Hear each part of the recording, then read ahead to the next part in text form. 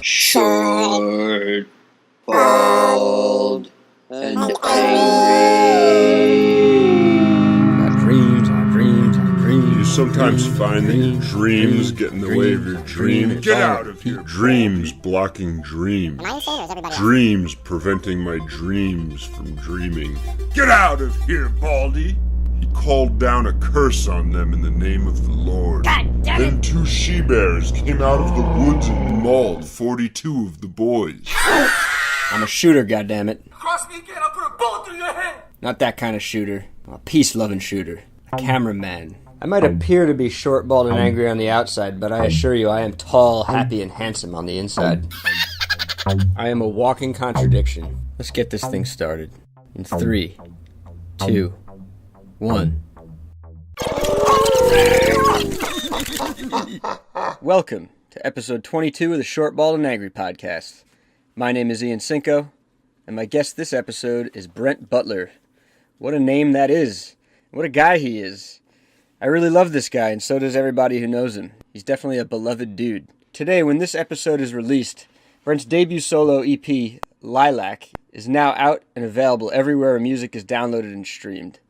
Links are in the description, and make sure you follow this guy. I was debating whether to do the honest account or the rosy-colored nice account of how I first met Brent. I decided that it's absolutely integral to me that I, as an individual, not just as the host of this show, remain as truthful and honest as I possibly can.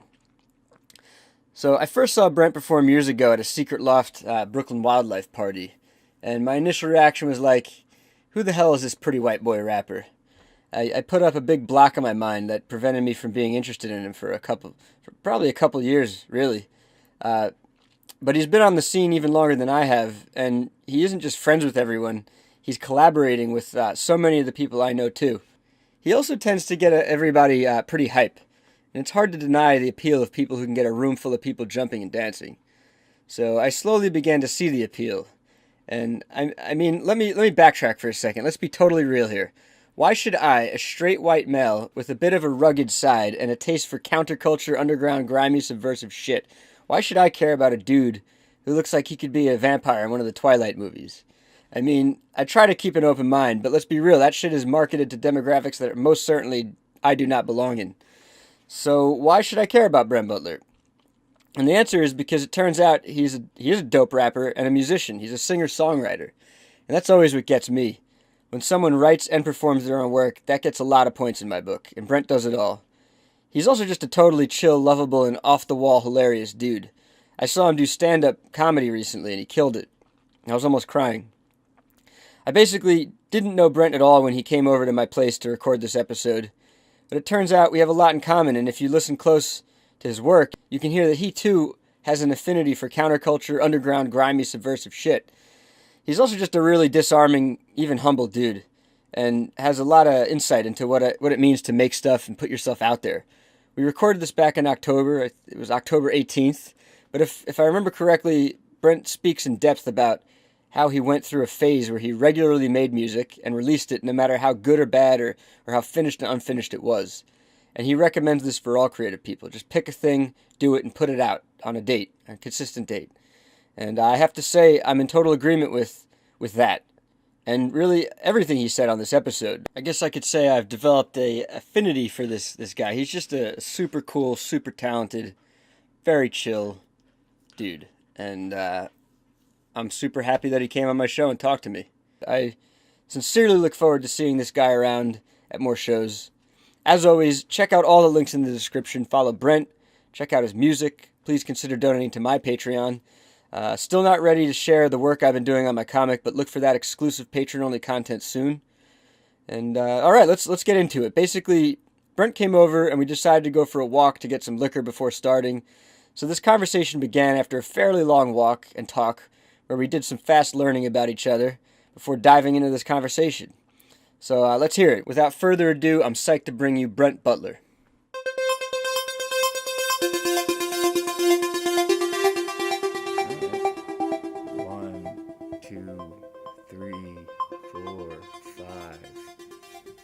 The song is called Watching Me Closely, and just had a video come out for it, so.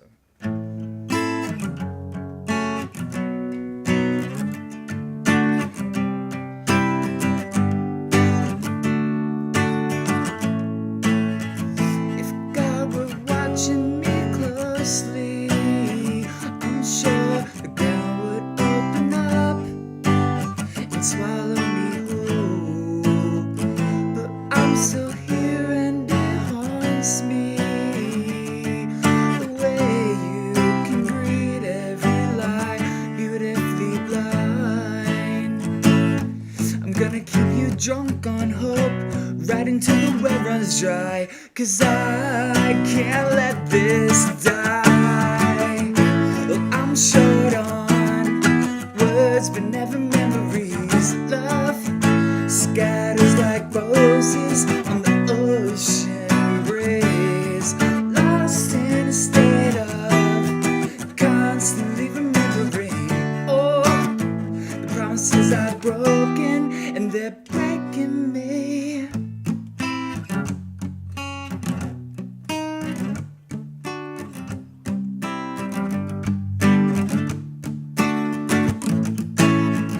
Wish I could shower this off me before I find out where I've been. When I bend the rules, and all the silence it taunts me. The way you can read my mind.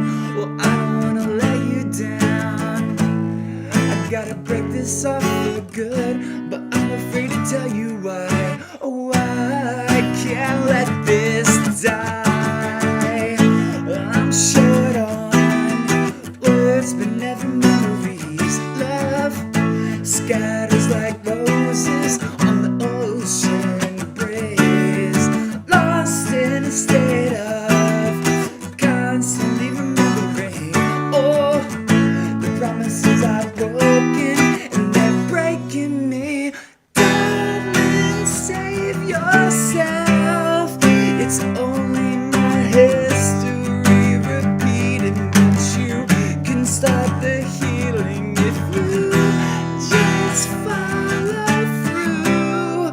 'Cause only you can do what I'm not strong enough to do. And I'm short on words, but never memories. Love scatters like roses on the ocean breeze. Lost in a state of constantly remembering. Oh, the promises are broken, and they're breaking me, breaking me, breaking me. They're breaking me, they're breaking me down. Oh, I swear to God, they're breaking me, breaking me. They're breaking me down, down, down. Oh, oh, oh.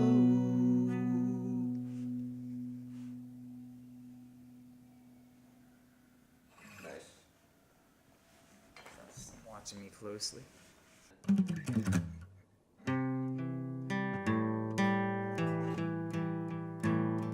That doesn't count.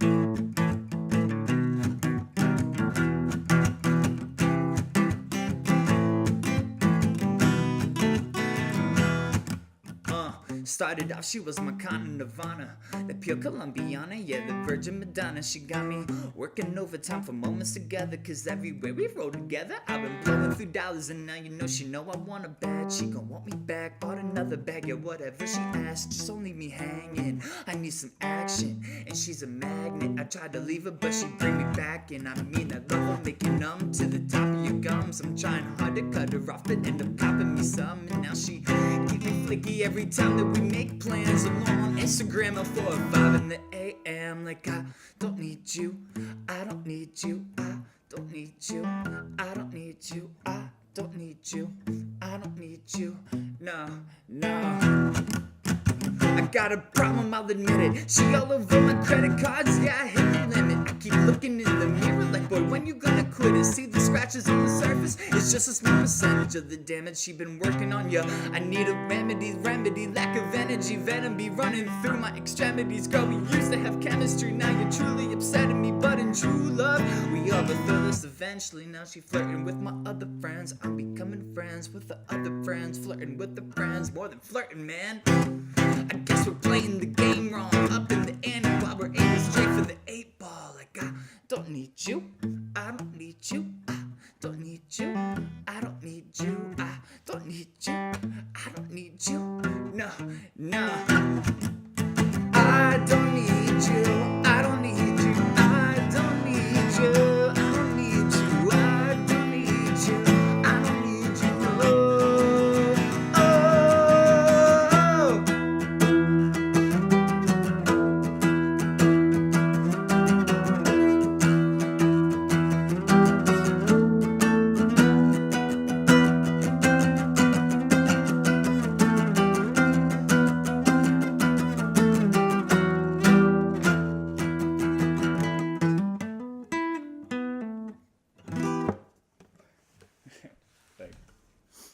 says I don't need you. There we go.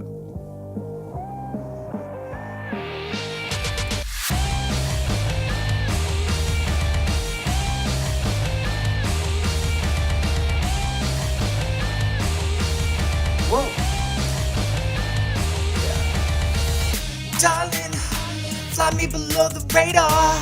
Shaking, but you get what you paid for. Breaking, inner demons breaking through. I'm bleeding, it's part of what I'm made of. I just fell in love again. In love with the moon, hanging bloody red right above my head. Now I don't know where I have been. Just needed a little dose of medicine. Let it settle in and I'm back to my old ways. Eyedroppers and Flonase, high rollers with low grades that die young, but hey, don't age. That's vampire life, no mistaking it. Sucks up, so I drove mistaken it. Everything worth gold is dangerous. I'm a danger to the world of saving it. Say what you will, but no one living can judge me. Saw the window of opportunity and I'm jumping. Hit the ground running, I feel like I'm bleeding, but fuck it. Follow my inner demons, hoping they lead me to nothing. We were born to riot. Baby, we were born to riot. We were born to riot. Baby, we were born to riot. To all the parents and politicians that never listen, never get it. We are the children born of your sin. Industrial rebel orphans. We got the police on our trail, but I don't want a honeymoon in jail. She told me she would never bail, but I don't wanna caught up in a hail of gunfire. Grab the riot gear, I'll prove I wasn't bluffing. I'll play enemies in public with anybody that wants it. Why should we die like animals, caged for life and then hunted? No, this taste of freedom gave me my appetite for destruction. So here goes nothing, but first promise me something. Leave now and never look back. I'm not having this discussion. I can deal with repercussions. I don't feel the reaper coming. I'm just reaping what I sow. For me, poetic justice, you know. I'm kinda like Icarus at this elevation. I see beyond walls that keep our heavens gated. A violent crescendo, my book of revelations. A ticking time bomb, detonation. We were born to riot. Baby, we were born to riot. We were born to riot. Baby, we were born to riot.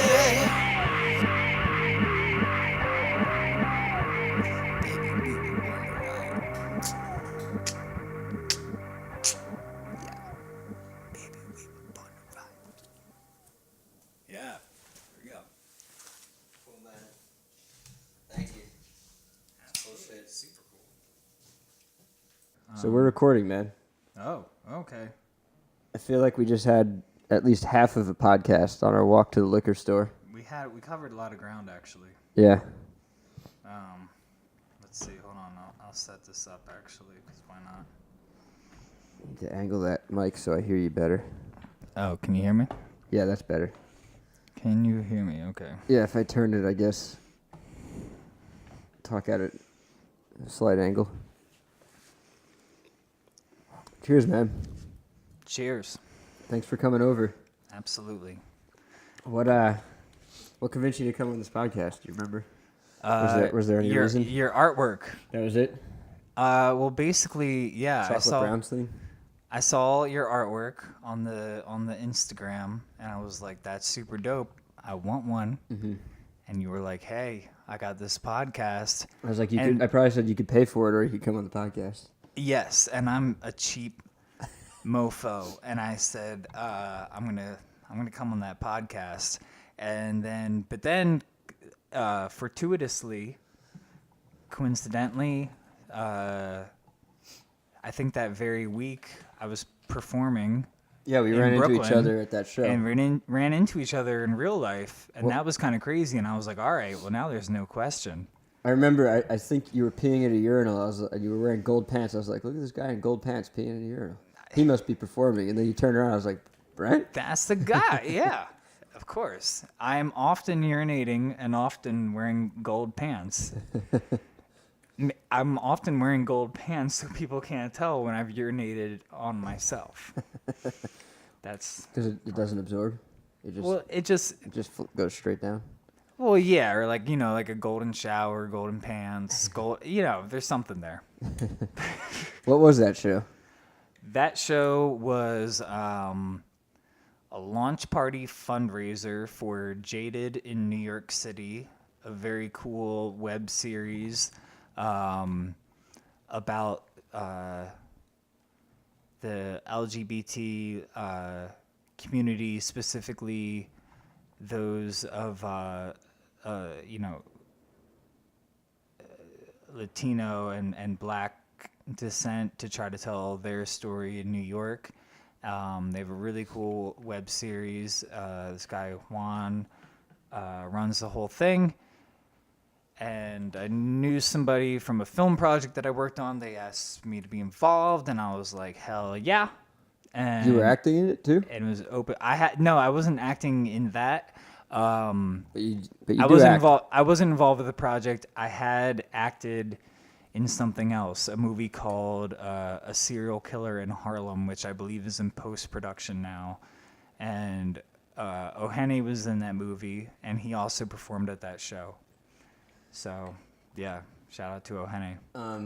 So, I didn't even realize that you're into acting too. But I saw when I was Googling you today that you have an IMDb and everything. Accidental acting. Actually, one of the funnest things that I ever did that I met a bunch of my current friends because of was a movie called Hellaware, which came out in 2013, where basically at the time I was like bartending at this little like wine and beer thing on the Highline Park in Chelsea this one summer, like during college. Really cool job, actually. You're like outdoors, just like serving alcohol to Australian tourists who are like ready to go at like 11 a.m. They go hard, man. It was dope. And I remember my shift supervisor was friends with the casting director for a movie, and she was like, yeah, they're looking for like a white rapper type, and you're a white rapper. And A white rapper type. yeah, and they were like, yeah, and like it takes place in Delaware, and I'm like, well, I'm from South Jersey. I was like 20 minutes from Delaware. And so I didn't rehearse any lines or anything. I just went to the audition and was just like, yo, I'm me. And then Did your thing. I got that, but then it turned out that they were looking for like the character was like an ICP sort of character. It's a really funny, really well done movie that actually just recently, this is super bizarre, a fellow cast member named Ben, who often performs with me under the alias DJ Ayahuasca, he had seen on Twitter, somebody posted about this like film, like this like cult film screening in Bordeaux in France at some chateau where they were screening Hellaware, and we were like, what? It was so confusing because this is just this like small indie movie that came out a couple years ago, and it did like a small festival run, but for it to be If you can't have a successful film, that's what you hope for, like that life, that cult life. yeah, so I mean, if it gets that, that's way cool. But regardless, I met like my really good friend Ben through that, and he's been there supporting a lot of performances. And so again, there's been some acting. I have actor friends that I respect a lot because they dedicate everything to it. I will be honest in that I do not. Well, yeah, I'm like an admirer, and then I you're a rapper. You're a musician. Yeah, songwriter. And you're doing so music. You're doing the music lifestyle, and that happens sometimes. Yeah, like if the opportunity presents itself, then I'm like, sure, I'll show up. I'll figure out the lines. Yeah. Are you good at memorizing lines? Is that? I think so natural? because of lyrics, like memorizing lyrics. I typically don't write down stuff anymore. I used to like fill up notebooks at all because you're just like demoing straight. Basically, I found that especially with hip hop, for me personally, and I think for everybody it's different. I tend to have the music first, and then I'm writing, or I'm just sort of saying random syllables and sounds to it, and then those start to, like, I start getting like the feel for it, and those start to form into words, and you're almost more like an archaeologist, like uncovering the lyrics that are already there or that have already been there rather than coming up with them. And I found that when I would write lyrics, you know, you'd go back to them later to try to record them, and you'd be like, well, how did this exactly land, or how did this fit, you know, for like phrase wise. But when you're just saying it to yourself in your head, and then, you know, you write one line, and then you go back and you wrap that in your head, and then you start coming up with the second line, you go back, you start going, now you get to the fourth line, you go back, you start from the beginning, and by the time that you're done writing the song in your head, you kind of have the whole thing memorized. And so that's worked a lot better for me, because a lot of my my flow is very like intentional and stuff. Like it doesn't work the same if I were to be reading it. Sure. But everybody has different methods. Yeah, that's cool though, man. That's freeing. It's good. I wish I could be more like that with my art. I can be, but take the mural for example that we just looked at. That was like very. That was super I feel cool. like that was a writing analogy. Like I drew it small, and I'm just translating it, you know. But I like flowing better, if the job allows it. Yeah. I mean, that's not to say that there's not a ton of grueling work that goes into putting together songs and everything. I've been producing a lot of my own stuff recently, and that'll typically start as a melody idea or a beat, and maybe I play it on guitar, but then I'll reproduce it with a synth and then add drums to it, but I might not know what drum sounds I want, and you're constantly re-sketching it out. You go through like 15 different iterations, and then you're writing lyrics to it, and I can't tell you, if there's people listening out there that want some beats, I have about like 15,000 unfinished ones, because I tend to make like a couple each day, and not all of them end up going through the whole process of becoming a song. So I'd love to give them a good home. That's you sound like a true producer, man.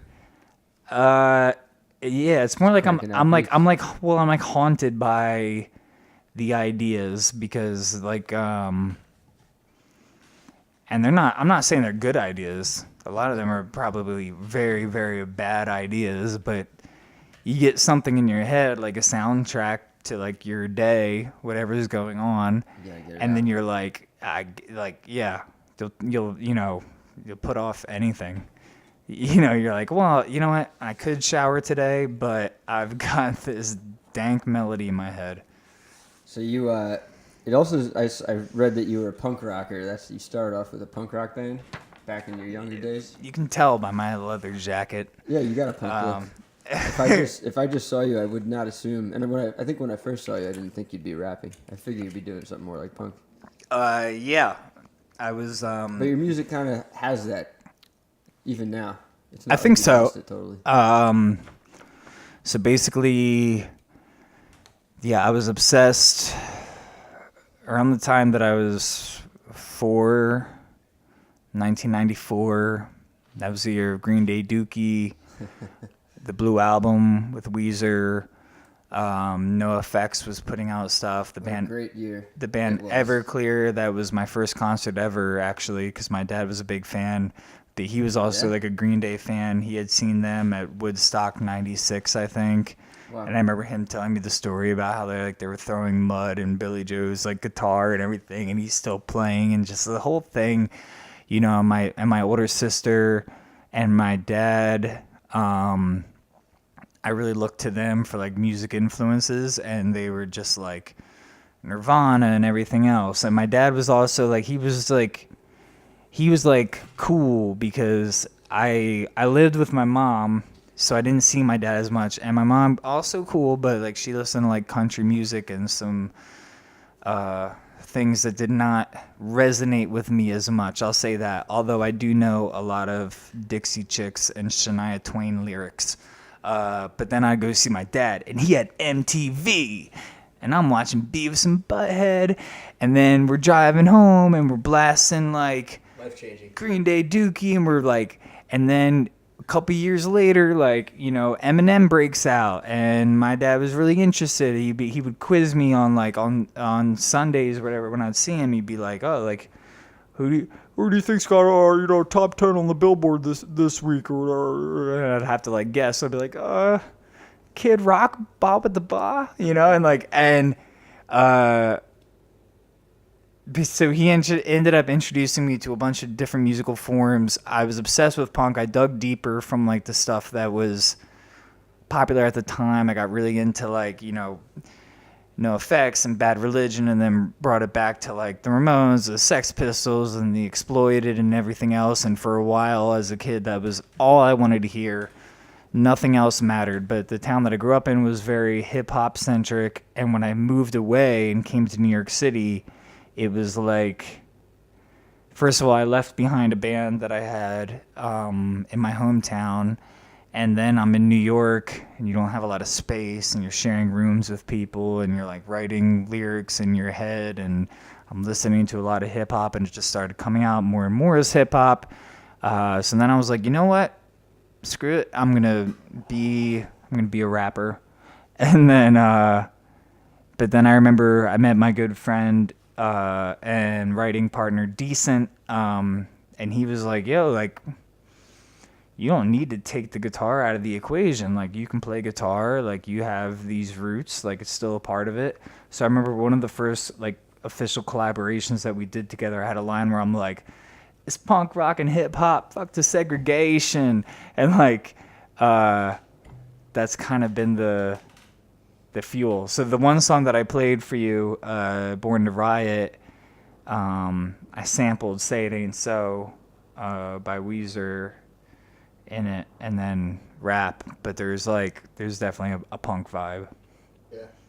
So that's like an epiphany in a way. Yeah, I think that they're very similar genres in some ways, even though punk is a lot more like self-deprecating, like, you know, at least. Yeah. But yeah, but hip hop is a little bit more current, and it's faster, and like in that you can be more instantaneous and respond to things that are happening like right now. You don't like, you could get on a beat like tomorrow and just talk about like what just happened yesterday in a way that I think is much more viable in the sort of like postmodern YouTube 24-hour news cycle era. Mm-hmm. But punk rock was definitely. Hip hop speaks to a wider audience. Both of them speak for a disenfranchised audience, mm-hmm. which I think is a big piece of it. I think both of them, both punk rock and hip hop, are inextricably ingrained in pop music in general. Like, I don't think that you can hear mainstream pop music and it not to have some piece of its DNA come from either punk or hip hop or a combination. But I think that dance music is the biggest genre on earth. It is like the universal language, and I'm terrible at dancing, and I don't relate a ton with that. I would love to be great at dancing, but you're quite a performer. I feel like I thought you were dancing. But you don't think you are? I don't know. I kind of black out during those performances. Do you really? Well, I kind of just totally let loose. Like, if I have my guitar, I'm jumping around and going all like, like punk rock with it. And if I'm really into like the beat and feeling it, then I'm just like grooving around. Like while you're doing I guess it's dancing and stuff. But I'm more of the like sit in the corner and have a conversation at a party type of person. Are you? Yeah, and but I think that Funny, hit. 'cause I don't know you at all. I totally I would have assumed the opposite based on your performance. No, I mean, I got this like douchey haircut and everything, but I was total nerd. I didn't perform "Ready or Not" for you, but that song it's the opening to my EP Lilac, which is my debut solo EP, which came out this past summer. Right. And the first track, I try to tell the whole story, and I'm like, if I was brought up proper, probably would have been a doctor, but no effects got me, turned me to a punk rocker, a misfit. The kind of jocks loved the shoving lockers, didn't fit. Young Butler was the chubby boy with knockers. Socially awkward, avid hot topic shopper. Even nerds didn't want me because I don't like Harry Potter. Fuck books, y'all reading for fun. You're getting duped. I'm too busy trying to memorize Biggie, give me the loot. You see, around the age of 15, it hit me that people kind of dig it when I was spitting to 16, and that wasn't turning my back from the punk scene, because rap really had that one thing that I wanted, a platform to transform, experience the lyrics, and pack more of it into one track than a man could ask for. And so, yeah, that kind of sums it up. It was definitely like there's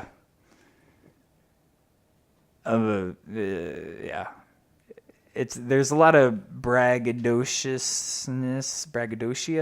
I don't know the word, but there's a lot of there's like definitely a pompous like showmanship to hip hop and music in general, but it's empowering. You can empower yourself with it. You can empower yourself with it, and that's part of it. Is like that's the vehicle to relating, because otherwise, I'm not that great at it. Like if somebody today asked me if I played like sports growing up, and I was like, no, I really like to draw, and then I like to play guitar, and both of those involved sitting alone. Yeah. That's how I spent, all my formative years. But I do. We're similar that way. But I do come across like, I think people might think because you're a performer. Guessing by your looks, I assumed you were a jock turned musician. No joke. Never. I was actually very overweight as a kid. Really? Butler was a chubby boy with knockers, socially awkward. The kind of jocks loved to shove in lockers, didn't fit, young. Yeah, and so... it's all true. Yeah. No, I did not have any of that upbringing. Nothing against sports and everything else. I wish I had been good at them and or interested, but not at all. But later in life, I was like, oh, like, I can invent my reality and everything, and nobody needs to know about the well, I mean, they totally should know, and I'm totally open about it, but at the same time, I'd rather be a fun cartoon character. What you used to be? Yeah, I mean, I'm definitely the same thing now, but at some point I was like, well, it'd be pretty cool if like a girl would ever be interested in me, so I guess I should try being in shape or whatever. Yeah. Which, be healthy. And which, as you can tell from the tequila that I'm downing straight, I'm very concerned with my health and everything. But you want some water with that? You got some just being propped up by your phone. Yeah, no, the water currently is holding my phone up, so water. That's what water's good for. Yeah, I'm not gonna drink that stuff.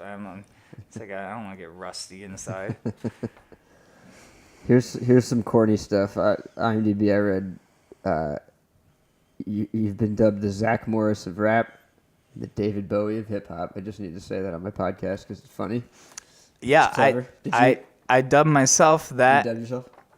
I remember I met one of my really good friends named Daniel Richards, and it was this crazy thing. I was a douchey nightlife promoter at the time.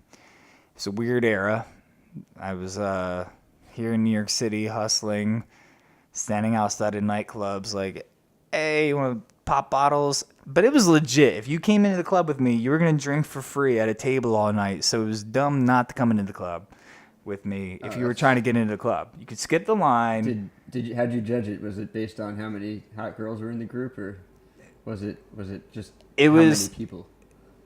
It depended on who was working the door. Yeah. It was typically like you had to have like more girls than guys with you, which was very weird and implicitly sexist and misogynist. It made me very uncomfortable, which is why I'm not a nightlife promoter today. Years later, also trying to like size up, judge like just on appearance who has money and who doesn't. Is that kind of no. The people who have money that didn't matter. You're It just was trying like to fill up the club.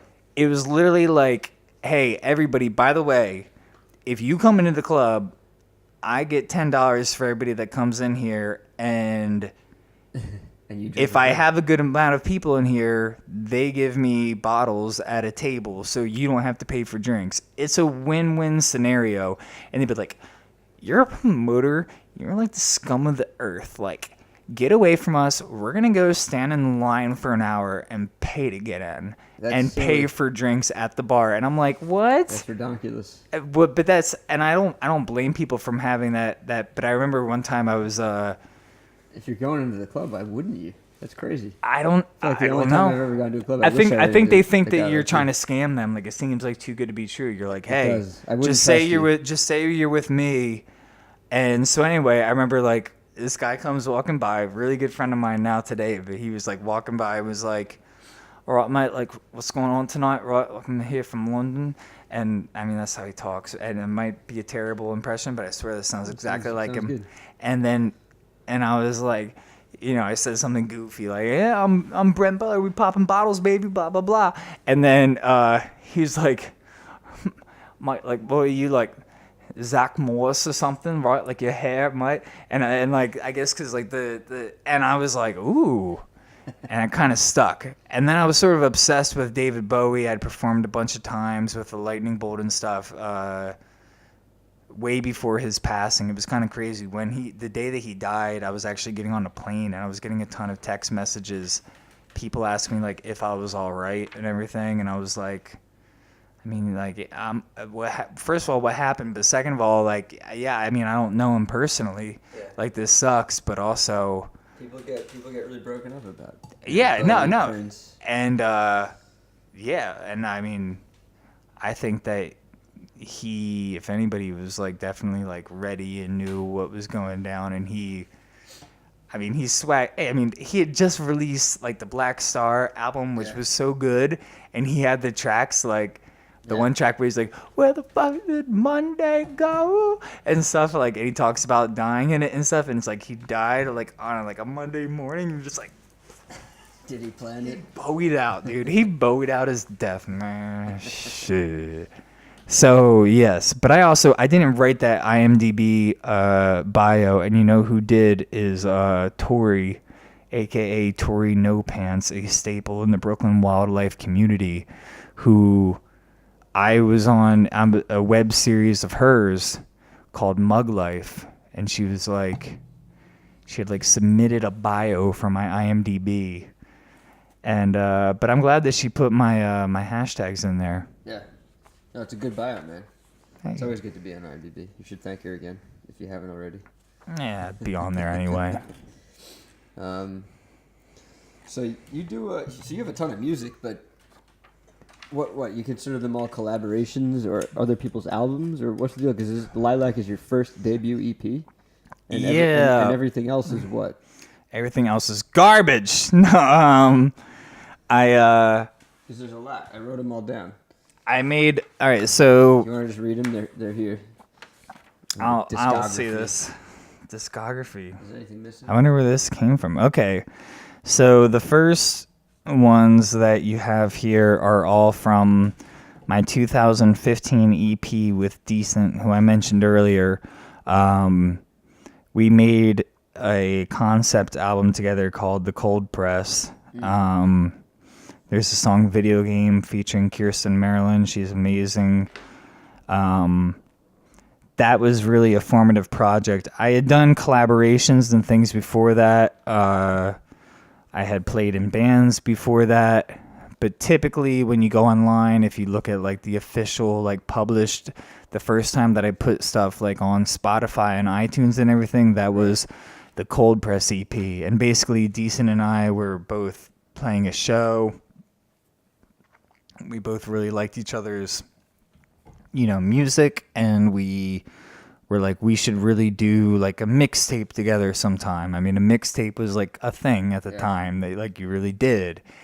And as soon as we really got together in the room, they are anymore. Oh, they are definitely. But like, this was like, I mean, I feel like now people drop like EPs and stuff, and like, well, mixtapes were like very casual. Like, I mean, we're gonna just like scrap some stuff together and put it out. And there's mixtapes that I love and worship to this day in hip hop. But we got together and we started working on like the first track of it, and we were like, well, what if it's like more of like an opera, and there's like a storyline that like evolves throughout it, and we just got very, very ambitious with it, and nice.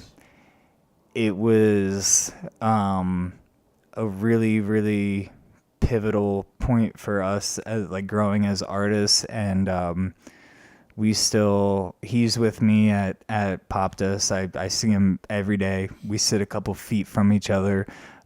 He's working on new solo stuff. After we did the Cold Press, we were performing in a band under the same name for a while. We were like fronting the Cold Press band and like performing the album with live musicians, which was a lot of fun. And then after working on another movie randomly, I was like, you know what? I want to get back to music, and this time I want to produce the beats from scratch. And Decent wanted to like start working on his solo stuff again. Like we plan on doing, there's a possibility of like a sequel to the Cold Press. But I knew that I just wanted to produce something from scratch from the beginning, just see what comes out and put it together. And that ended up being Lilac, which came out a couple months ago. And nice, yeah. Man. Yeah, thank you. All custom beats, all produced by you. Yeah. There's Congratulations, man. That's awesome. Thank you. Yeah. No samples at all on Lilac? Oh, there's samples. There's just not legally cleared. In Vibrant, it's a Michael Jackson acapella for all of the lawyers listening. And Born to Riot has Say It Ain't So from Weezer in there. But like I chop up the samples and distort them and use them for other things. The song Never Give Up was in large part produced by a guy named Alec Otto, who also goes by Limitless Night. He basically had like a minute long sort of like melodic idea, and I was like, I really like that. Could you just send me like the stems of that and I'll see what I could do? Took it and fleshed it out into an entire like 4-minute song. It features this vocalist Sonia Rose on it. And then some songs like Watching Me Closely, which I performed earlier, and the video just came out for, that was like entirely live instruments that I played, like guitar and bass and the drums. Some of the drums are like MP3 samples and stuff. Like in the verses, it's supposed to sound like sort of a drum machine, and then some of the other ones are live. And so I would say the EP is like 90% self-produced. But there's not any track on there that I didn't fiddle with. Wasn't O'Henny on something you did recently too? Yes, he was on the Vibrant remix. The Vibrant remix? And a song called 13. When I was procrastinating, I'm a pro procrastinator. He was, I was procrastinating, like going into like the mastering phase of the recording process, which is, as everybody knows, the total lamest phase of it. And I was like, well, instead of like finishing all of these songs that we have at like the last step, how about I just have a whole new beat, and I'm going to feature 12 of my friends. It's going to be 13 of us rapping, and we're going to call it 13, and we're going to put it out on the 13th. Chris was on that too? Chris was on that. So Henny was on that, and O'Henny, possibly even before that, when he first heard the Vibrant beat, he was like, yo, like, I got a verse for that. And I was like, well, I'm not really, the EP's not finished. I'm not looking to do a remix right now or anything. But it planted the seed, maybe. But I was like, but you can come through the studio, like, you can lay down a verse or whatever. And, like, my next studio session, he showed up and he had a verse. You gotta love him, man. And I was like, okay. And then Decent heard it, and he was like, all right, well, I'm gonna put a verse on it. And so then he put a verse, and so I went back into the mix, and I actually brought in new sounds. I decided that I didn't want to just take the original beat and just throw new lyrics on it. I wrote an entirely new verse, and I actually changed up the sample and the instrumentation a bit. I decided to make it more like a sequel to the original rather than just a remix. Cool, man. I like that. Because it's such like it's very basic. It's very skeletal in general. Like, it's like the Jackson sample chopped up, like a deep 808 glide bass that I made on Ableton, you know, bass, snare, hi-hat. And I was like, there's not like a singing hook or anything. Like, it's all vocal samples and bass. So I was like, well, I'm going to change up just some of the elements here, you know, bring some new sounds into it. And I like the remix a lot. I mean, shout out to Cremdella for doing the original one. He totally killed his verse. Was he on the 13 too? He was also on 13. Yeah. It's an exciting thing, man, to have 13. Yeah. That was crazy because what happened was I made this beat, and the beat just seemed sort of like a cypher beat to me, and I wrote like 8 bars to it, and I just felt like, okay, I'm done. I think these are dope 18 bars. I want to produce this track, but I feel complete with that piece of it. I think I should hand it off to a couple more rappers. And at first I thought maybe like just 4 rappers just spitting. And so I hit up some people, and the next thing I know is like, okay, it's going to be just 8 rappers just spitting. It's going to be 11 rappers just spitting. And then it got to the point where, like, if I hadn't just set a cutoff, it would have been like 20 rappers just spitting. But I think you need to do that in the future, man. But I think, yeah, maybe I'll do another. I'll just add on. What's the record for like rappers on one song? Do you know?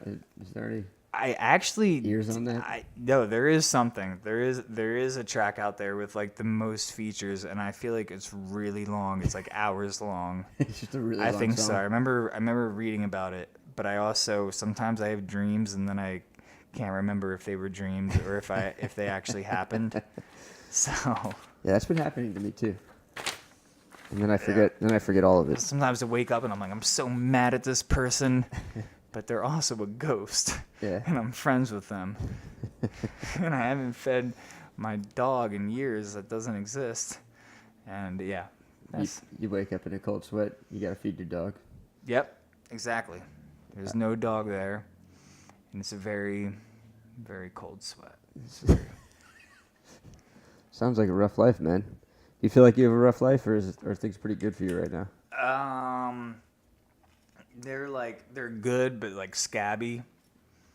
Like, it's not rough. It's like smooth, but then it's got like some like scabs. You're trying to move out to LA, or is that secret? That's totally secret. Then I'm gonna cut that out. No, it's fine. It's fine. I'm coming to an LA near you. Do you care if I leave that? You don't care if I leave that in? No, you can leave it in there. All right. I'm trying to live everywhere. I really want to go back to Berlin. I miss Berlin a lot. I've gotten to go a couple times because of work. And whenever I've gone there, it's been the best. And so, you know, LA, Berlin, you know, for everybody, it's like flip a coin. Cities. Which one? Yeah. Well, I guess, yeah. New York, LA, Berlin. What other ones are there that you could actually exist in? I don't know. Doing what you do. Tokyo, Maybe. Miami a little bit. Miami's I mean, you cool. could do some of your graffiti down Wynwood, Yeah. right? I mean, I could travel the world doing murals. Oh, you're gonna show off the mural now. game. The mural game. If you get into it, the people who do that make a ton of money and they travel a lot. Yeah. I should don't get know. into I don't know murals. if I don't know if I'll get to that level. We'll see. I don't know if I'm trying to get to that level. Definitely want to do more murals though. And I'll there's, take the money if it's. I know you didn't do it, but this is a pretty dope mural back here. This T-Rex. Mm-hmm. I mean, that's. Yeah, I gotta get that guy's name down. I gotta commit it to memory, and I gotta get approval to include the T-Rex on the podcast. That's an epic He was Rex. a RISD student, whoever he was. It's an epic Rex for sure. I used to draw dinosaurs all the time. Me too, man. That was my obsession for a while. That's just like a kid, a young boy thing, right? I guess so. Yeah. Everybody goes through it. I'm getting some funky feedback, but usually it doesn't record that way. Not Okay. your phone. My phone? Yeah. Really? Yeah, just move it around a little bit. There, it's better. That's cool. Yeah. How about? It's back again. Oh no. Here, let's move the water here. That's good. It's gone. Okay. It's weird. I don't know what it is. Science. Yeah. Neil deGrasse Tyson could explain it.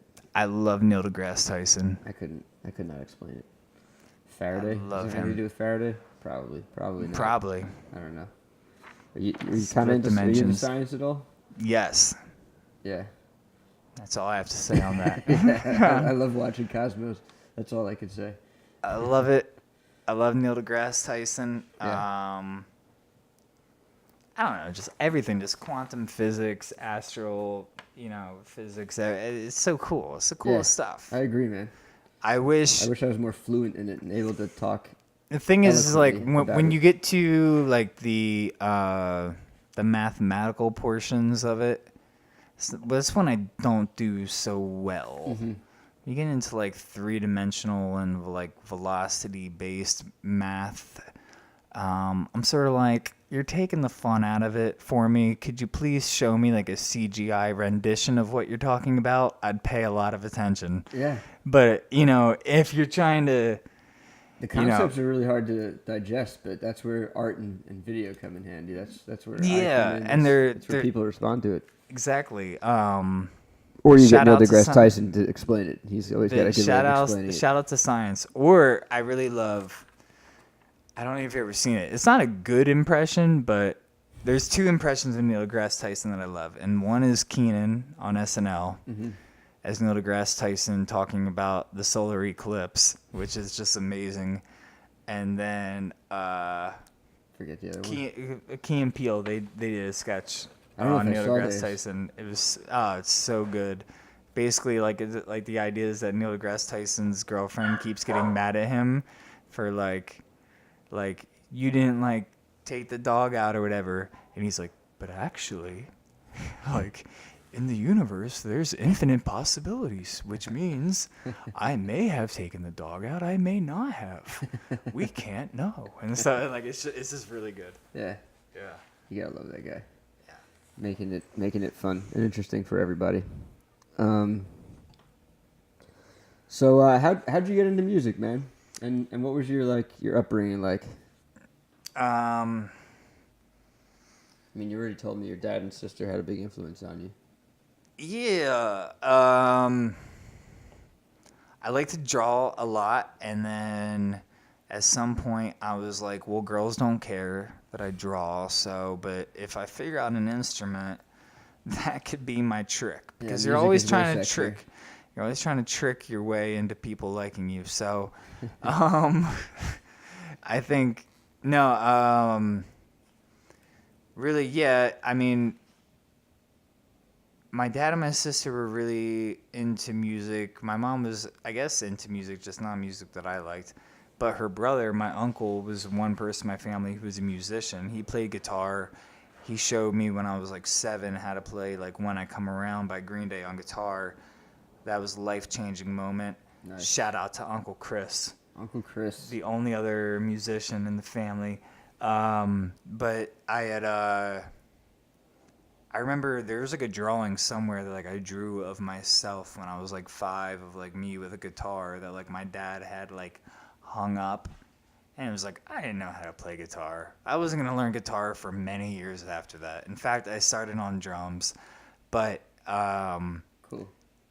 basically I think around the time that I was like 13, I got so into like NoFX as a band and punk rock in general that if I wasn't actively making music, I just would have gone insane. Like I think I put more energy into manifesting that reality than I ever have anything else. Like I completely transformed the basement of like our little house on Grant Avenue in Vineland that was just full of like random crap, and like renovated it as if I was on like a home television station, and got this like crappy drum set together and convinced some people to like try to also learn instruments, and I couldn't find the right front man, so then I was like, I guess I have to learn guitar.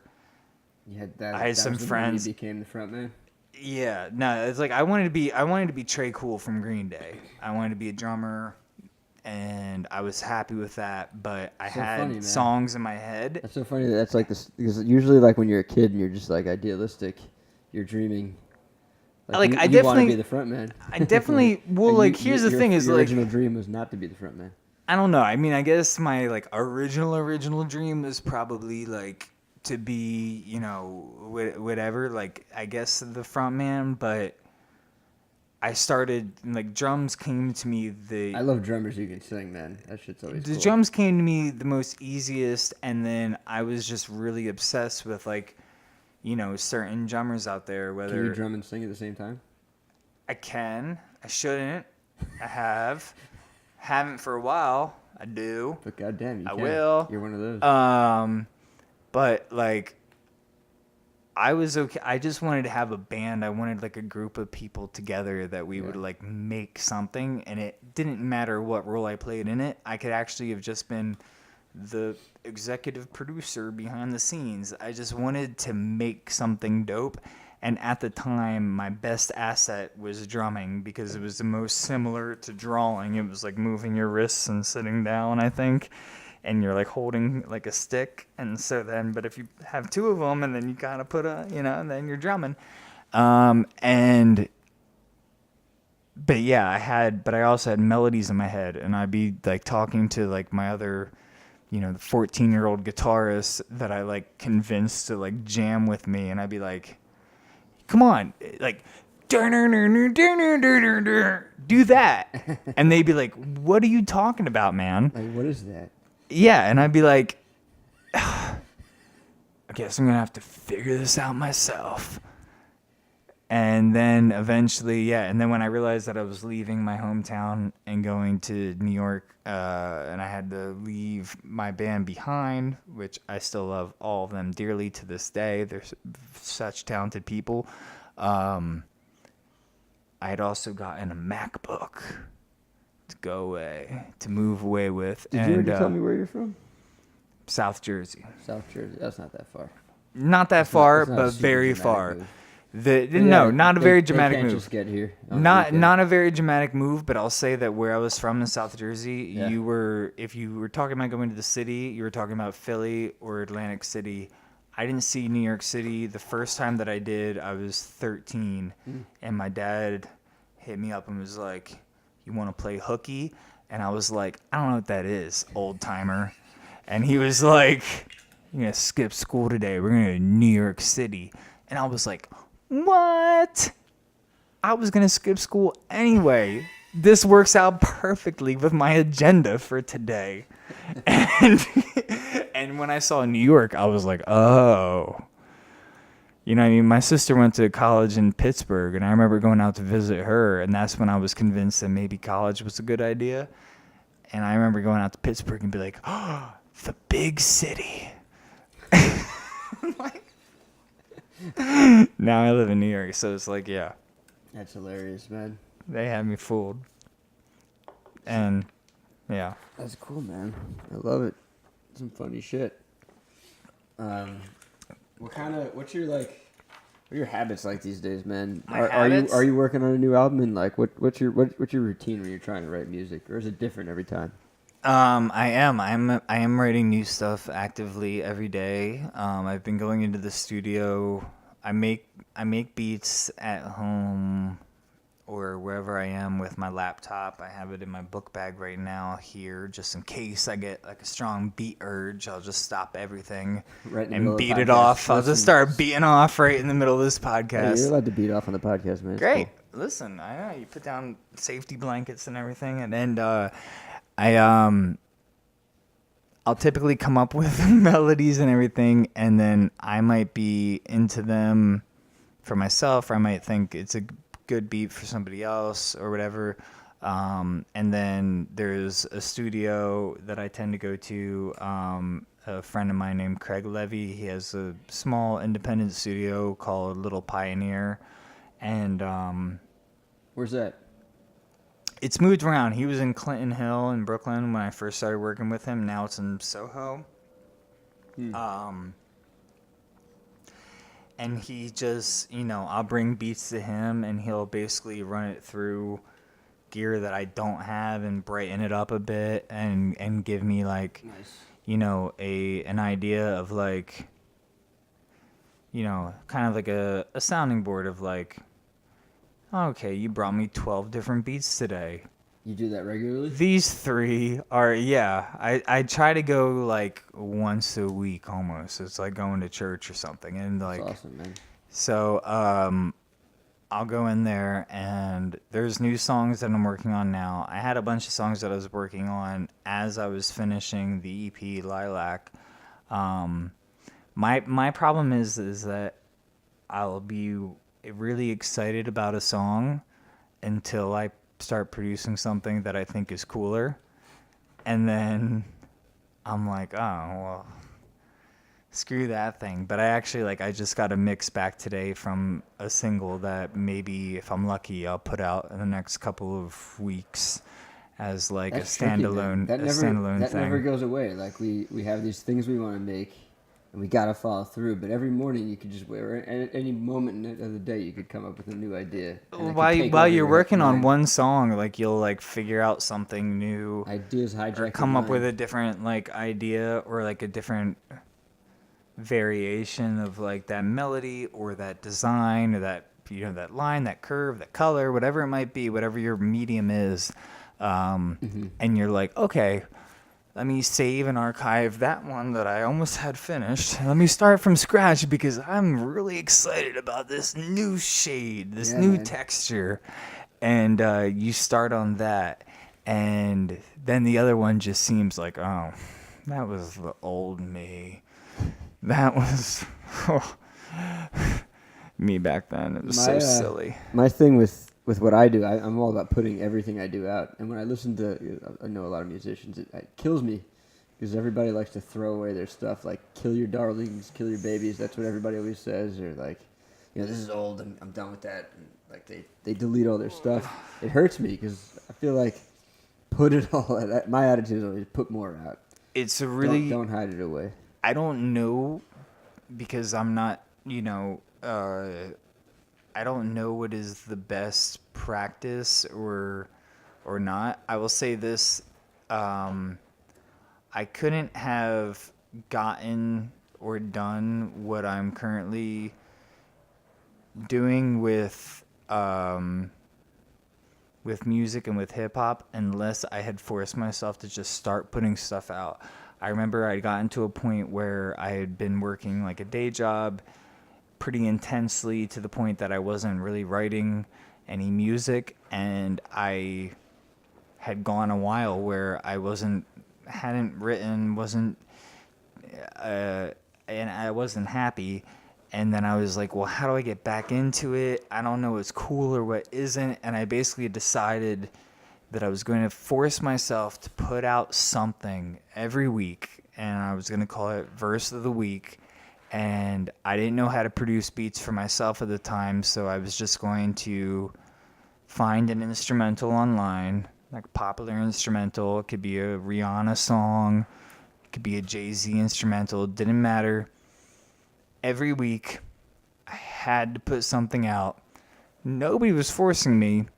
I guarantee probably literally nobody cared whether I put it out or not, but I set that rule for myself. It's kind of like this podcast, I think. That every single week I had to do it. Yeah. And before long it was like, wow, now I feel like I know my like sort of brand of, or like where I am like lyrically, and I feel confident, and I also understand what kind of beats I can like really work on naturally, and I think I have like ideas for myself for production, and so that's the interesting thing is then I talk to a lot of artists via Poptus and everything who are like very, they might have like 1 million followers already, and they've put out like 2 songs in their entire life. And I'm like, how is that possible? And it's like, you know, there's like very carefully crafted management, like PR teams behind them who are, you know, whatever it might be. Do you know if are they like in the debt type of a situation to a label or people? Do you know any, or you just you don't? I don't always know what the situation is. A lot of times people now are like kind of anti-label, or they work with like a subsidiary that might be publishing something, or they're working with specific producers, but they're not concerned about the label because they can get the plays regardless, because of the people that they're working with. But anyway, like they've got like nothing on their records, so like, or like, and what I mean that I mean like when like you get in trouble at school, like this is gonna be on your permanent record, you know what I mean? Like there's like they have this clean slate to just, their first thing ever was like a super produced thing, whereas me, you can go online and you can find crazy stuff from like when I was like 14 probably, if you look hard enough. And I don't know. I don't know what the right thing is. I think that there's people who they might be in the situation where they can produce a lot of things and put it out into a group of people, a trusted people to advise them, and maybe that's enough. For me, I literally couldn't discipline myself to be working a full-time job and everything else and whatnot when you don't have a label or whatever telling you like you have a deadline on this and you're going to get X amount of money, when you're going to get no money, and in the best case scenario like 10 people listen to you, but you just know that you need to do it for yourself. I think the thing that you have to do, at least it's not the thing that you, the proverbial you, needs to have to do, but what I had to do was like, I'm going to put something out every week, even if it's crap. That was just a crap week, I guess, but I'll keep moving because this isn't the last thing that I'm going to do. It's become harder because now I'm like, I put out an EP, so the next EP better be better. Oh, so you're still doing it every week? You're putting something out? No. I stopped that a while ago. Yeah. It became at some point it was like, it's such a good exercise, and I highly advise it for anybody.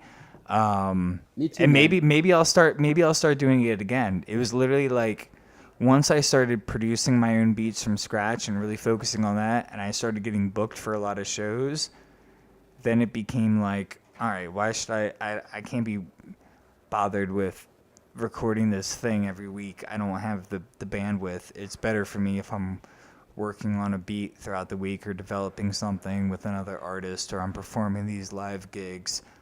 So I didn't hold myself to the same thing, but by doing that for a while, I got myself to that same place that I wanted to be. So I do highly advise people, do not stress out. Like so many people that are so talented and have so much to offer, I think it never gets out because they're scared that like they're like drawing a line to themselves where that's what they're going to be like forever judged by. And it's like, that's not going to be your last thing.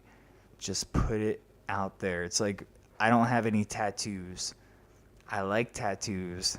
I don't have any because it's scary to get your first tattoo. But from what I hear, that's a dope tattoo.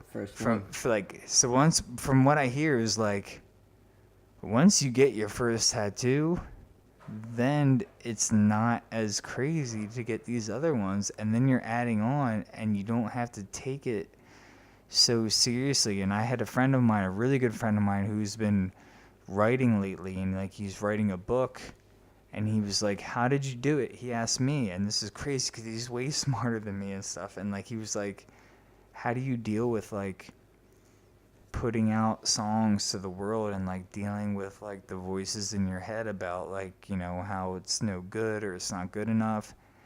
And I was like, you know what, man, I don't have a solution for that necessarily. I was like, all I can tell you is the way that I did it was I told myself, accept if it's crap. Because let's be real, 90% of what we hear that's packaged and presented to us is total crap. It's like blatantly sexist, whack crap, and like whatever it might be. So like, let's just take off all judgment and just say, I'm going to make something this week. It might be embarrassing, it might be terrible, but I'm gonna put out something this week. And by the way, it's just like, you know, with you doing like art, you know what I mean, like trying to leave cave paintings behind, like trying to like leave a mark on the world.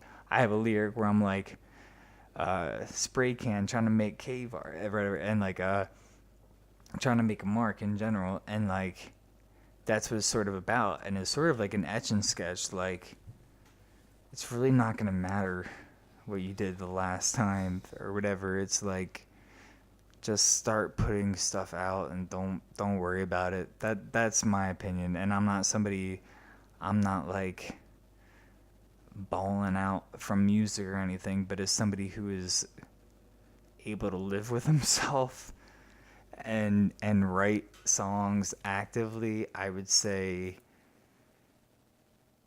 just put stuff out, because who cares? The barriers are so low. I'll echo all that. I mean, like, the way I became an artist again was that, like, one drawing a day. Drawings are easier, obviously, than making a song. There are plenty of musicians I know who do one song a day, and I think for most of them, they should switch to the 1 week model, one per week. But not all of them. Some of them crank out a song a day, and it's cool. It's cool. Everybody's got a different way to do it. Do a month. It's the fact that or a month, just the regularity of it. I think it's I think that and bringing it to finish and releasing it. The whole deal. The whole thing is releasing it. Yeah. Because nothing is ever finished. Mm-hmm. You probably know, as a visual artist, when I was obsessed with drawing, nothing was ever. I remember just being so upset over drawings to the point where you just keep going over it until it's not as good anymore. And it's like, sometimes artists need to be saved from themselves. Yeah. And I remember finishing is just walking away. Like when you can just be like, not all the time. Whatever, sometimes finishing is doing more, but sometimes it's walking away. And like, well, I think like, or sometimes it's like taking a break from it and then coming back to it with fresh eyes. Mm-hmm. And maybe it's truly not finished, but maybe it was already really good. And sometimes you need people around you to be like, or you need yourself to be like, you know what? Sorry, myself. It's not as good as you wanted it to be, but you reached the deadline and you're going to put it out today. And the problem, I think, for most people is when they're an independent artist is they don't have a label or a manager or other people telling you this is the deadline. And I didn't grow up with a ton of discipline, and it was a similar sort of thing. And I'm like, for me, it was like, you set if you just set your own artificial deadlines, and maybe that's not even a healthy thing to do, but if you do it, I think it's very healthy, especially if you're just getting like started. it's sort of like people who like go to the gym and everything, and like you work out and like you have like, I'm gonna do like this amount of like reps and everything, and you have this like thing that you're gonna stick to. It's like at the end of the day, nobody was like, you didn't have a boss telling you like you needed to do that many reps. Like, you set that goal for yourself, and you were just going to let yourself down. So when I told myself I'm doing verse of the week, and basically you set yourself up to like, you basically set the tides against you, where you're like, you tweet out at the beginning of the week like, yeah, I'm releasing something by this Friday. And then, like, if you don't, then you're like, oh, man, I'm going to disappoint those 3 people that saw that tweet. I got to do this. And then you just force yourself to put it out. And what you end up realizing is, like, some of the things that have stuck with people the most are the things that, when I released them, I was like, oh, no, these are not finished. Like, oh, God. Nobody else knows what's inside your head. You could play the most. Respond to those, huh? You could play the most simple thing inside of your, like on guitar or whatever it might be, and you know in your head that you think it's so simple and it's so trite and it was not worth it, but nobody else knows your baggage that you're carrying around with your artwork.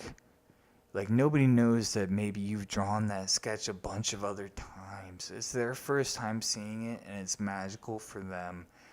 And True, man. It's like... Yeah, all the stuff that's going on in your head is totally in your head. It's like, you just gotta release stuff. Like, people can spend their lifetime trying to, like, behind the curtain, trying to tweak their masterpiece, or you can be Bobby Shmurda and go viral with like a clip of your music video where like you're doing a silly dance, and you can go viral.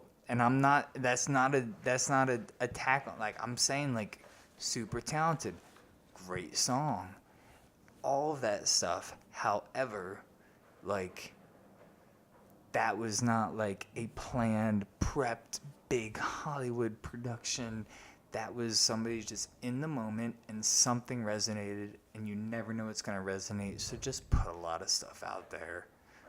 Or don't put anything out there if you don't want to. But if you're the type of person that has a lot of ideas but is scared to put stuff out there, and you don't have anybody like forcing you to put it out there, just make up a deadline in your head and just be like, no matter what, I'm going to put it out this day.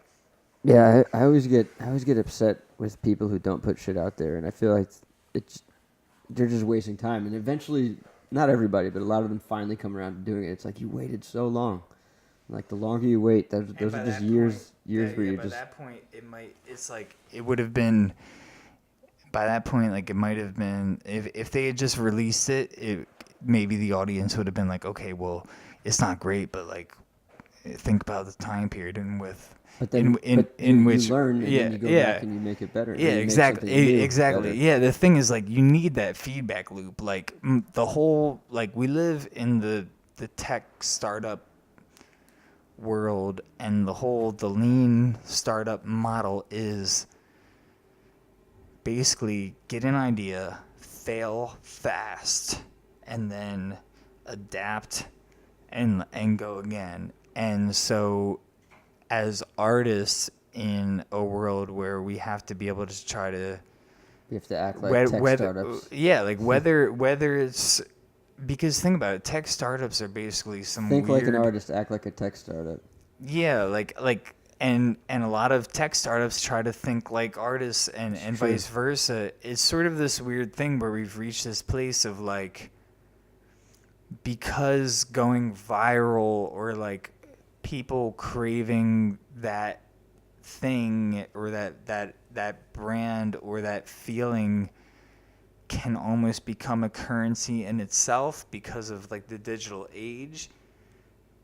The tech startup world and art, or the ability, because you gotta think about it, like, tech startups are basically like, I came up with an idea, basically a painter had an idea for a painting, and then you get your venture capitalism, which was like your Medici family or whatever. You get your patrons, right? So you get your investments you get your venture backing for your artwork because you had this idea. They throw the money into it, and you make that painting. And what happens is you try to fail as fast as possible and then get back up again and do something else. And that's what I think that the big thing that's changed that I didn't face when I first started all of my malarkey was like I didn't have like Instagram and stuff where like people are expected to like update us on your life every day, and we're going to give you feedback on how much we like your life today. Today your life looks all right. Yeah, you've got the biggest Instagram following out of any guest I've had. Ooh, I'm amazed. I think the 11th episode just came out, but I've interviewed 21 people or something like that. I don't know. Ooh, I'm honored. What like you're about to hit 14K. Yeah, is that adding like literal monetary value to your life, or is it no. just adding like you said, okay, free merch. I will say free shirts. I'll say sometimes I get things that people will send me. Sometimes some fans have made some like really amazing art, like people on the other side of the world that I've never met before, and it's the most amazing feeling. Like, I mean, I don't know. That just makes everything worth it. It warms my soul. The fact that you connected with people around the world. Like the fact that like somebody who's never met me, who like maybe doesn't even speak my language, who like heard the music or whatever. Yeah. Instagram has been effective for me in that I can see like my activity on Instagram, and then I can see like my plays on SoundCloud or Spotify.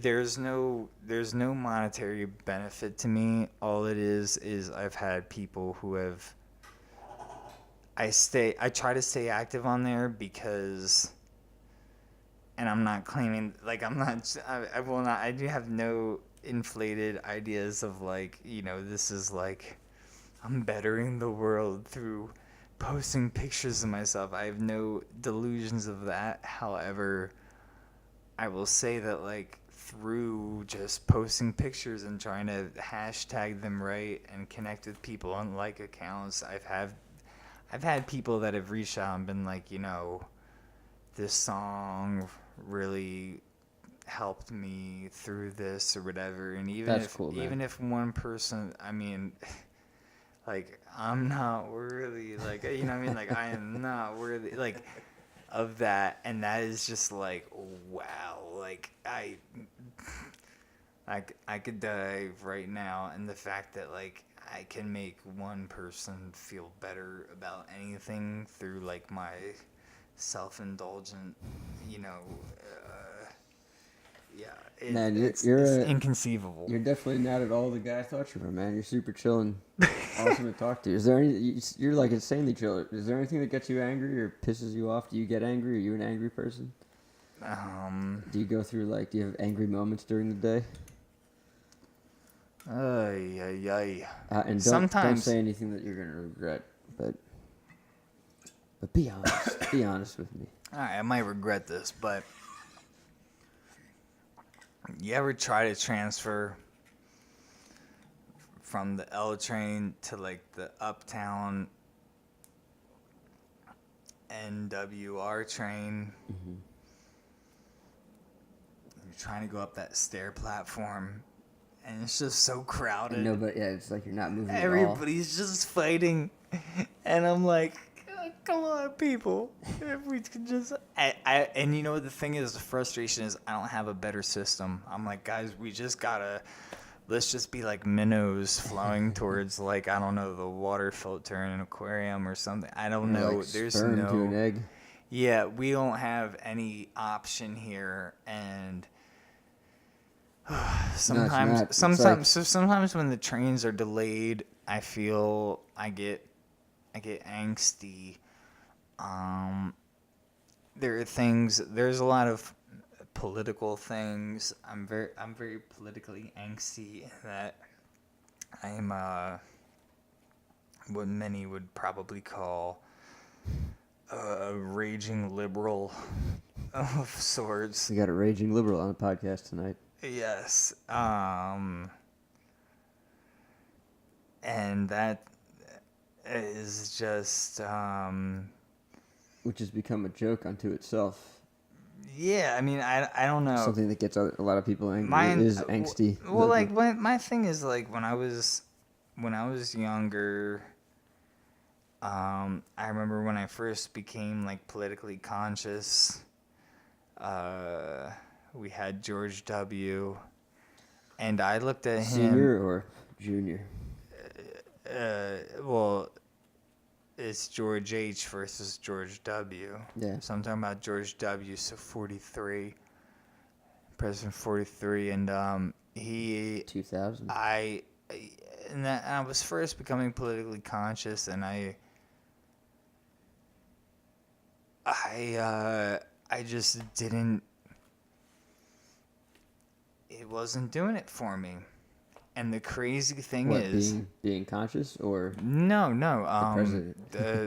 the president. I mean the war in Iraq. Everything just. That was probably when I was most politically active during that presidency. I was pretty young. I was in I was going to a lot of protests. I remember back then. like the 2004 election. I was 14 and I had like my Stop Bush T-shirt. Mm-hmm. And I was so. What with like the no smoking sign over his face? I had a T-shirt. It was an anti-flag shirt that I bought at one of their concerts, and basically it was George W. Bush, and stamped on his forehead it was International Terrorist, and I got in trouble at school for wearing that. That's a great shirt. A T-shirt, like a teacher pulled me out of class and it's was too bad that you're. And they gave me all this shit, and I was like, I saw anti-flag at the House of Blues in Atlantic City, and they had this shirt, and I hate George W. Bush. This is bullshit what we're doing, this neoconservative, new American century malarkey where we're going into the quote-unquote axis of evil with our imperialist BS. All of that said, in the past, and this is why I'm just warning your viewers that I'm like a raging liberal. This is how far it's gonna go. You can see my tenacity and how much that shaped me as like a 13, 14-year-old. Me getting in trouble in school for wearing protesting Bush shirts. Yeah. I look at our current situation, real talk, and I'm like, God damn it, I miss that cute old George W. It's crazy. I agree. What a lot of us feel that way. It's like what a presidential man. He seems like a He butterfly. seems so compared to this. professional. He paints pictures. He's like Kind of kooky. It's like Kooky and cute. International terror or whatever he sounds like. But he's like, it's like, at least he was trying to be within the tradition. And okay, you could say, well, aren't you punk? Aren't you hip hop? Aren't you anti-tradition? I am, other than when it means the well-being of humanity. I mean, we're locking up kids away from their parents on the border right now, just because, some Tea Party or bullshit of I can't stand by it. And as somebody who I spent the formative years of my life being like, George W. Bush is a war criminal, when Kanye West stood on TV and said George W. Bush doesn't care about black people, he became a hero to me. And I wasn't a fan of hip hop at the time. But Yeah, that was an awesome Kanye moment.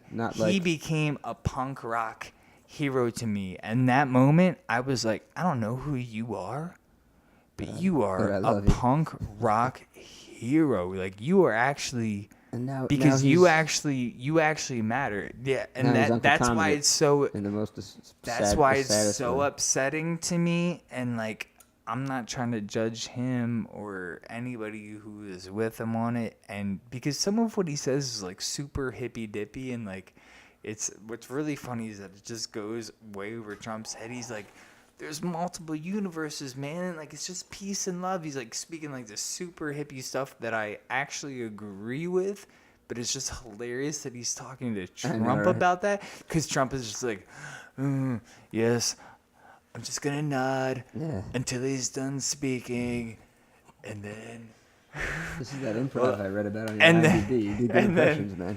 And like, but like he but when when Katrina and Kanye did that, I was like, oh, fucking like. These rappers, like he was with Mike Myers during that, right? Yeah, Mike Myers, Mike Myers, who is an improv comedian who had done years on SNL, right? He was just shocked. He didn't know what to jump in with at that point. Priceless piece of media. So at that moment, I was like, whoa, like this hip hop rock star. He is like the punk rocker of right now. Like he is like Sex Pistols doing God Save the Queen. Like, you know what I mean? Like this is like, thank you. But also you just got to say, I mean, the whole Kanye thing is very confusing and very... It is, man. It's very confusing. I'm a fan. But I can just say that, like, I feel like all of us can just say that, like, going through the George W. era and me with like my like Rock Against Bush albums and stuff, and like and having been so disenfranchised by that whole era, it's the most strange thing to me to now go, you miss it.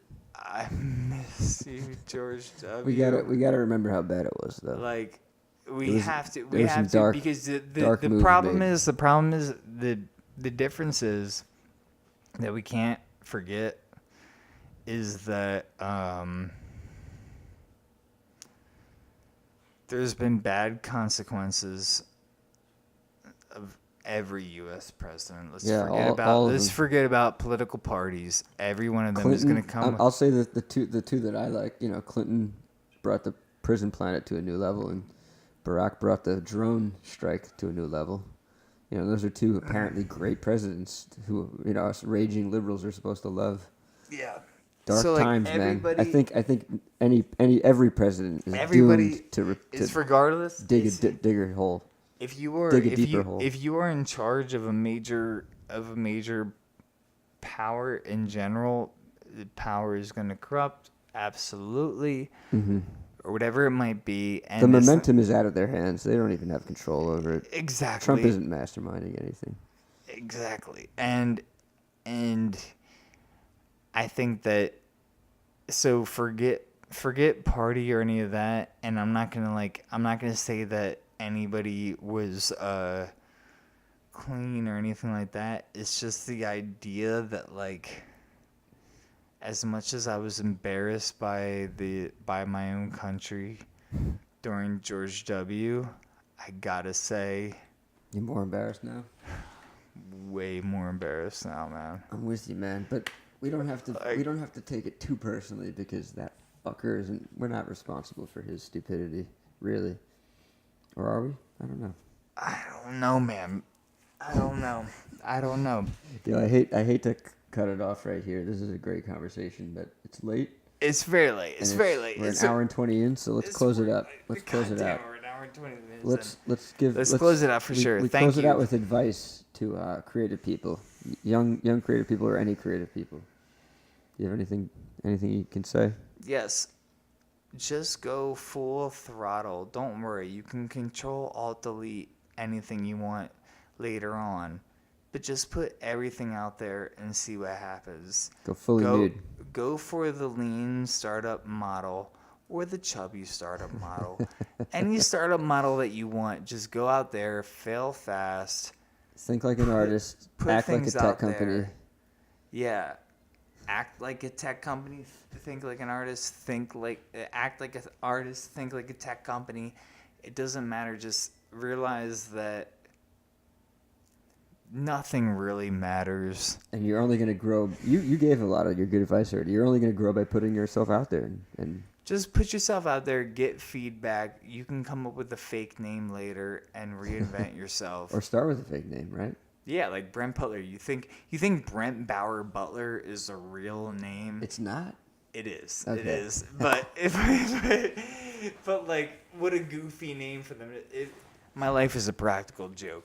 But yes, we're ending this show with advice, and my advice is just put it out there because who cares? And that's a beautiful thing. You could take that as an existentially depressing thing, but it's actually such a beautiful thing. free. Think about all free. the pressure that's on your back all day, and then if you just go, but who cares? Oh, wait a minute. Like, I guess I was the only one that was putting all that pressure on myself because nobody. Oh, and then I can work with that. You know what I mean? Like the pressure, I can regulate that. You know. Anyway, thank you for having me on your show. Yo, man. Thank you for coming over. Thank you for coming on. You're always welcome back. I will be back every day. I will not pay rent. I will sleep here. Brent Butler. You can find all the links to all his stuff in the description of wherever you are listening to this podcast. You want to send us off with a final note? Ooh.